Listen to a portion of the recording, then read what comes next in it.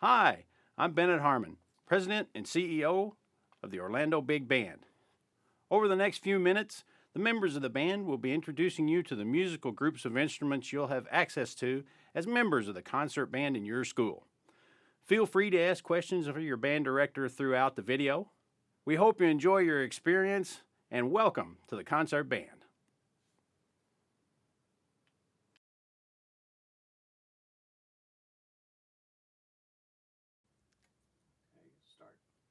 Hi, I'm Jonathan Treadway. I'm a member of the Orlando Big Band, and today I'll be introducing you to the trombone family and the euphonium. We'll start off with the tenor trombone, which is the most common of the trombone instruments that you'll find within the band family. This is just what would be called a straight trombone or a pea shooter trombone. It doesn't have any attachments on it, and it's just a trombone by itself. Now, the trombones and the euphonium are all members of the low brass family. Now, you can imagine just by the name of the group that they're all made out of brass, as you can see, and they all play on the lower side of the tonal range, as I can show you right here.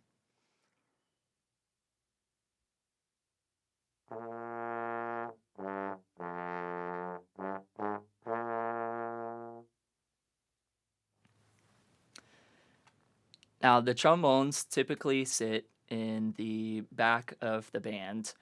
They are there because they can play for a variety of technical different things. They can play lyrically.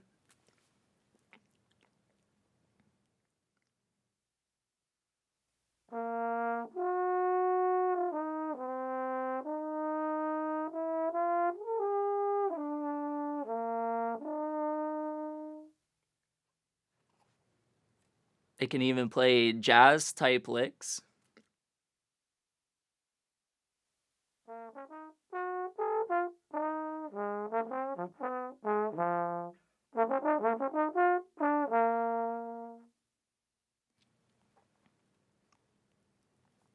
And they can play low, fast tones.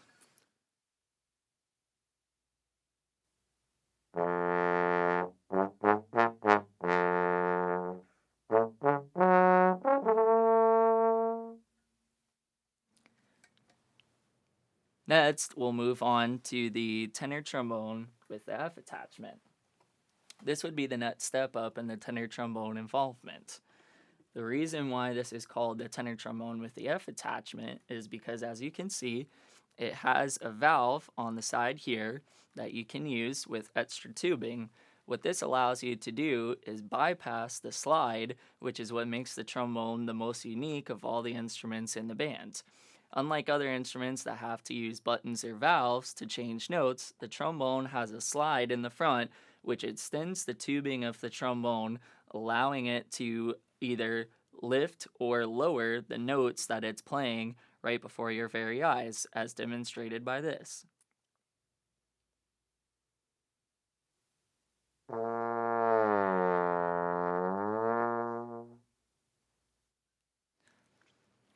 By having the slide, you can change the notes on the trombone without really having to change your armature, unlike some of the other brass instruments.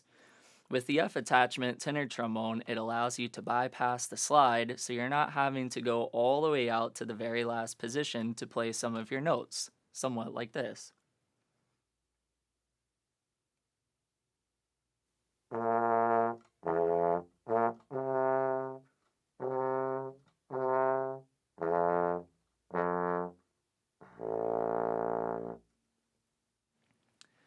Other than that, the tenor trombone with the F attachment plays exactly like how the regular tenor trombone would. With that being said, we'll move on to our next instrument in the trombone family, which is the bass trombone. This will be the lowest of all the trombones that you'll find in the common band family group. The reason why this one is called the bass trombone is, as you can see compared to the tenor trombone, it has a little bit larger bell than the tenor trombone, which allows it to create easier lower tones. It also has two of the attachments on it as opposed to one, giving it even more tubing to play for lower notes, somewhat like you would hear like this.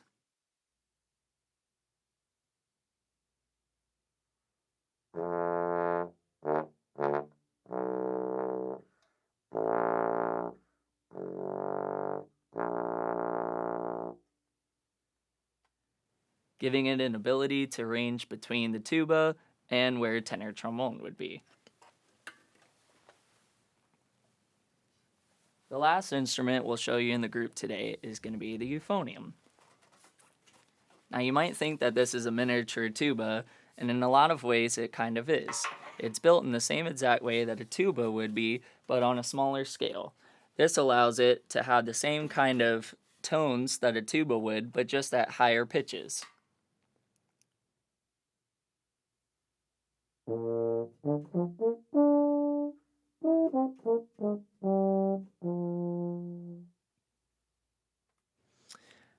of these instruments are part of the low brass family, as we mentioned before. They all sit in the back of the band together near each other because they have similar sounds and can reach similar tones.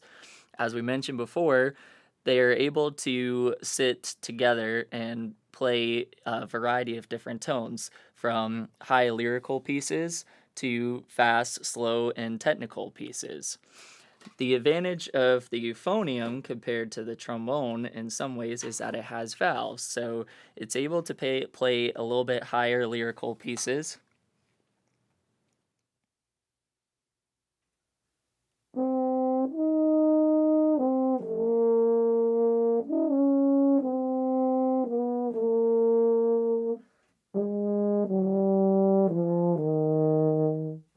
And it can also play more technical, faster pieces that may not be accomplished as easily on the trombone with the slide.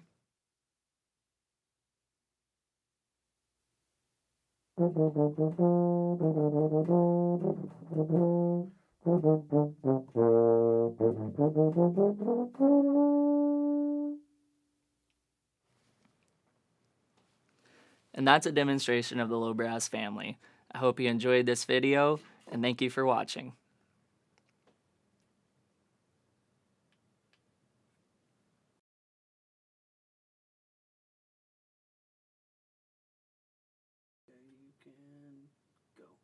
All right. Hi, my name is Will Hustedy, and I will be introducing you to the saxophone family of instruments. We will begin with the alto saxophone. It is a middle voice in the concert band setting, and as such is placed within the middle of the band, behind the flutes and clarinets, and ahead of the trumpets and other brass. It is a woodwind instrument, as you see from its mouthpiece and reed. And despite being a woodwind, it is otherwise it is made of brass, silver, or another metal. To go for a second, we will show you the kind of sound that it produces for the band.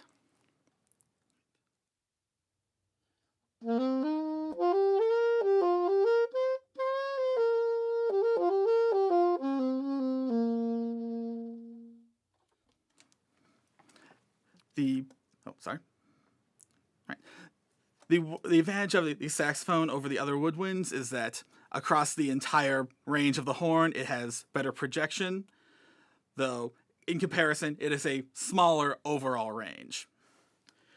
As such, saxophones come in more. You'll have more versions of the saxophone within a concert band to make up for this deficiency. So from here, we'll go to the next most common saxophone seen in the concert band setting. The tenor saxophone. This is half an octave lower than the alto saxophone and tends to be seated in the same relative part of the band. Its voicings are more in line with, like the trombones and other low brass, but it's still considered generally a middle voice in a concert band setting. And now we'll take a moment to give you how this sounds how it sounds the sads.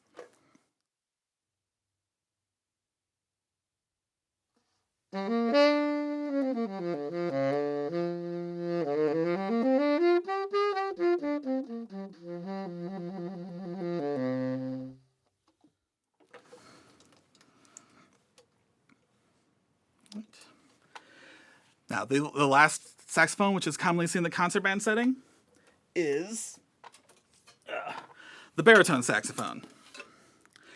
This is very strongly in the low voices of the band, though it will still commonly be seated with the rest of the saxophones. It is an octave below the alto saxophone and half an octave below the tenor saxophone.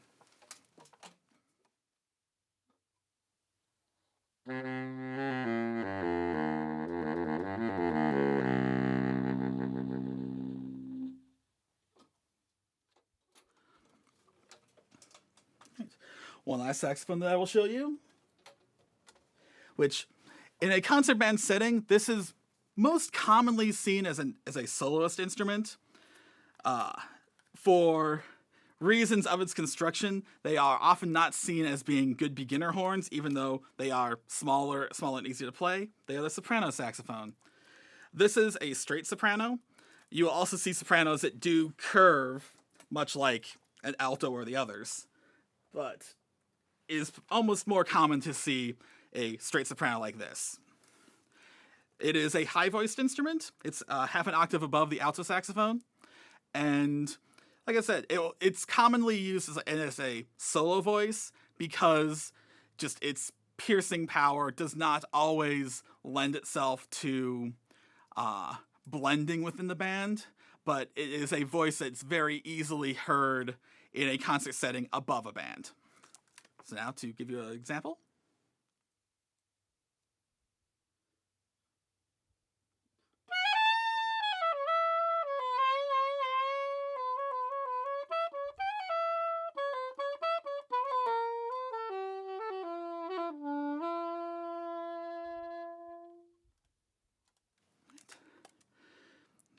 All right, and that is the saxophone family of instruments. Thank you, and I hope you will enjoy your concert band experience.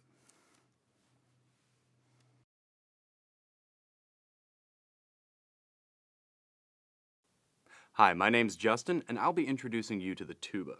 The tuba is the largest and lowest sounding member of the brass family, and generally the lowest instrument in a band or other ensemble. Its deep, rich, resonant bass tones provides the support for which the rest of the ensemble can perform the music. It is a member of the brass family. It is a length of pipe wrapped up, and if you were to unwrap it, it would be almost 18 feet long, nearly the length of a school bus. The tuba provides a powerful, rich sound that supports the rest of the band. Sounds a little something like this.